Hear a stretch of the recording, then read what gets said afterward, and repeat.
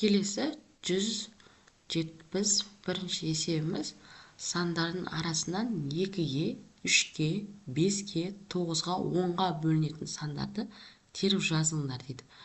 Біріншісі 2-ге бөлінетін. 2-ге бөлінетін сандар оқушылар жұп сандар. Бізде 31 саны тақсан, ол 2-ге бөлінбейді. 42 саны бөлінеді. Себебі ол жұп сан. Келесі 63 саны бөлінбейді. 415 саны да бөлінбейді. Себебі тақсан. 702 саны жұп сан. Ол бізде 2-ге бөлінеді. Келесі 1005 саны тақсан, ол бөлінбейді. 1110 саны жұп сан, ол сан бөлінеді екен. 10 саны. Келесі екіншісі 3-ге бөлінетін. 3-ге бөлінетін сандар тізбектелген сандардың қосындысы 3-ге бөлінсе, ол санымыз 3-ге бөлінеді. Яғни 3 пен 1-дің қосындысы 4-ге тең, 4 бізде 3-ге бөлінбейді. Келесі 4 пен 2-ның қосындысы 6-ға тең, 6 бізде 3-ге бөлінеді. Сонда 42 саны бөлінеді екен. Келесі 63-дің қосындысы 9-ға тең, 9 бізде 3-ге бөлінеді. Сонда 63 саны да 3-ге бөлінеді екен. Келесі 415 саны қосындысы 10-ға тең, 10 саны бізге 3-ге бөлінбейді екен. Келесі 702 саны 702 қосындысы 9-ға тең, ол бізде 3-ге бөлінеді. 3-ге бөлінсе, яғни 702 саны да 3-ге бөлінеді деген сөз екен. Келесі 1005 қосындысы 6-ға тең, 6 саны 3-ге бөлінеді. Сонда 1005 саны да 3-ге бөлінеді екен. Келесі 1110 қосындысы 3-ге тең, ол бізде 3-ге бөлінеді. Сонда 1110 саны 3-ге бөлінеді екен. Келесі үшінші шарты бойынша 5-ге бөлінетін сандарды жазамыз.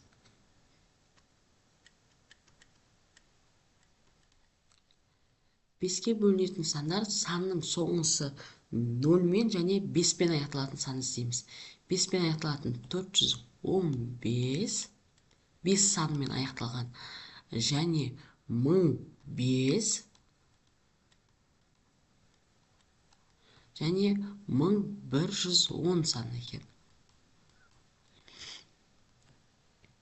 Келесі төртіншісі енді 9-ға бөлінетін сандарды жазамыз. 9-ға бөлінетін сандар тізбектелген сандардың қосындысы 9-ға бөлсе, ол санымыз 9-ға бөлінеді екен. Сонда 4 ол 9-ға бөлінбейді, 6 болады 9-ға бөлінбейді, ал енді 63 саны 9-ға бөлінеді. Себебі екеуінің қосындысы 9-ға тең, 9 9-ға бөлінеді. Келесі 415 қосындысы 10-ға тең болады, ол бізде бөлінбейді. Және 702 саны бізде 9-ға бөлінеді. Қалған сандар 9-ға бөлінбейді екен. Келесі бесіншісі 10-ға бөлінетін сан жазу керек біз. 10-ға бөлінетін сандар цифрдың соңы 0-мен аяқталу керек. Ол бізде 1110 деген сан ғана екен. Келесі 172-ші есебіміз сандарына бөлінетін 2 натурал санды жазыңыздар дейді.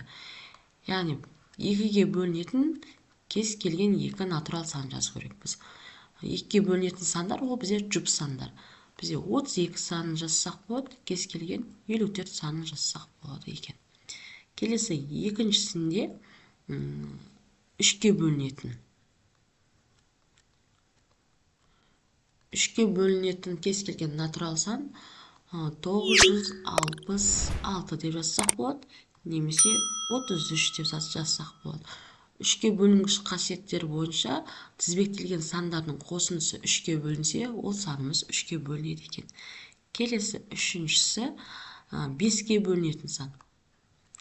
5-ге бөлінетін сан ол бізде 5-пен аяқталу керек және 0-мен аяқталу керек. Мына кез келген бір санды 5-пен аяқтатып жазсақ болады және 0-мен аяқтап жазсақ болады екен. Келесі төртіншісі ол 9-ға бөлінетін сандар, ол тізбектелген сандардың қосындысы 9-ға бөліну керек. Сонда 108 деп жазсақ болады және 99 деп жазсақ та болады екен. Келесі бесіншісі 10-ға бөлінетін сандар. 10-ға бөлінетін сандар ол соңы 0-мен аяқталатын сандар. Сонда 690 немесе 1200 деп жазсақ болады екен. Келесі 173-ші есебіміз тұрғын үйдің әр қабатында 3 пәтерден орналасқан. Бір кіреберісте 27 пәтер, 32 пәтер, 69 пәтер болуы мүмкін бе? Бұл жағдайда бұл сандар 3-ке бөліну керек. 3-ке бөлінгіштік қасиетін пайдаланып шығарып көрейік. 2-ге 7-ні қоссақ, ол бізде 9-ға тең, 9 саны 3-ке бөлінеді. Яғни 27 пәтер болуы мүмкін.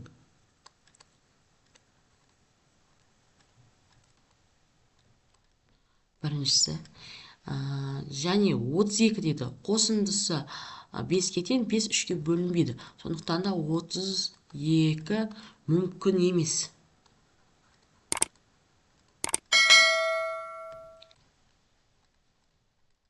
Келесі 69 саны қосындысы 15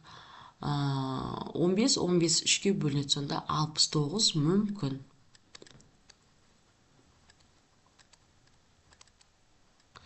Келесі екінші есебінде мейрам күні балалар 5 бірдей сыйлық алды.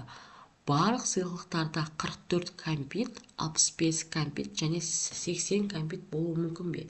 Яғни бұл жағдайда кәмпиттер саны 5-ке бөліну керек. 44 бізде 5-ке бөлінбейді. Себебі бөлінгіштік қасиет бойынша соңғысы саны 5-ке немесе 0-мен аяқталу керек. Сонда 44 мүмкін емес.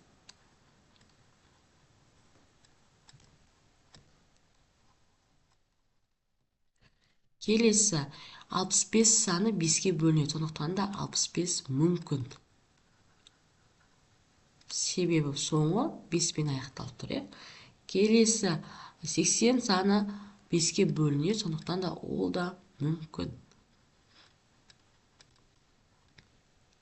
Келесі үшіншісі балабақшаға 10 бірдей түрлі түсті қағаздар жинағын сатып алды. Оларға барлығы 59, 75, 90 парақ болуы мүмкін бе? Бұл жағдайда енді 10-ға бөлінетін санды іздейміз.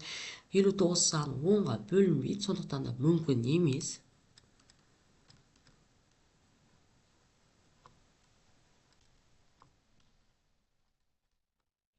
Келесі 75 парақта 10-ға бөлінбейді, сондықтан да мүмкін емес. Бізде мүмкін жағдай 90 парақ.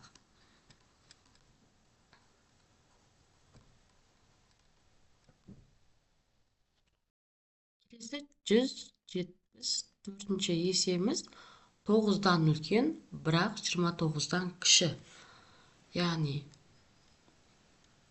9-дан үлкен екен екісіміз, бірақ 27-тен кіші екен.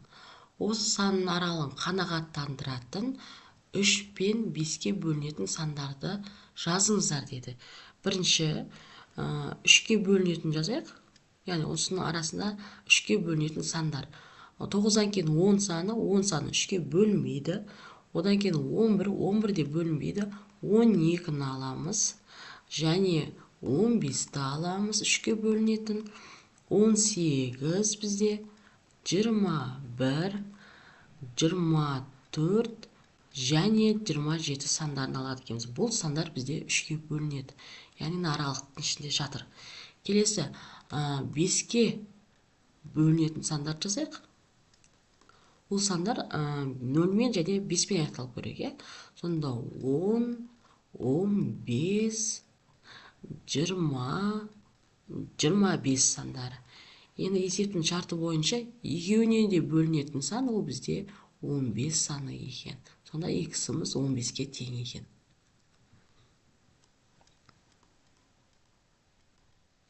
Екеуіне де бөлінетін сан сұраған ғой себебі.